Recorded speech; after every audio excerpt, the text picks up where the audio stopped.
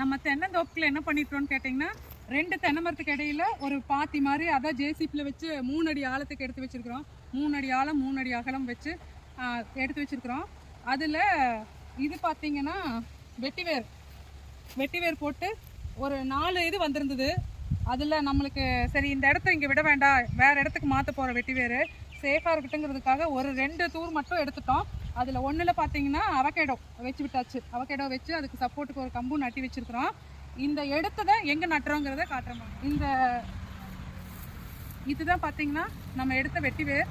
இந்த 2 தூர் எடுத்துருக்குறோம். இது 2த்தையும் அவகேடோ வைக்கிறதுக்காக இந்த பாத்தி வந்து நம்ம ரெடி பண்ணி வச்சுருக்குறோம். ஏன்னு கேட்டால் இங்கிருந்து இது கண்ணு மரம் மட்டை கீழே விழுந்ததுன்னா அந்த செடி டேமேஜ் ஆயிரும். அவகேடோ செடி வந்து டேமேஜ் ஆயிரும். கீழே விழுந்ததுன்னா இந்த பாத்தியில் இருக்கிற அவகேடோ வந்து டேமேஜ் ஆயிரும். இது பில்லுன்னா மடங்கி மட்டும்தான் போகும். அதனால இந்த இடத்த சூஸ் பண்ணி வச்சுருக்குறோம். ஸோ அங்கே இருக்கிறது எல்லாத்தையும் படிப்படியாக இங்கே மாற்றிடுவோம்.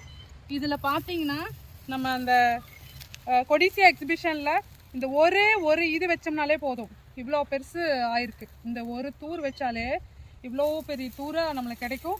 இது வெட்டிவேர் வேறு லெவல் மனம் சூப்பராக இருக்குது. இது எதுக்காக வெட்டிவேர்?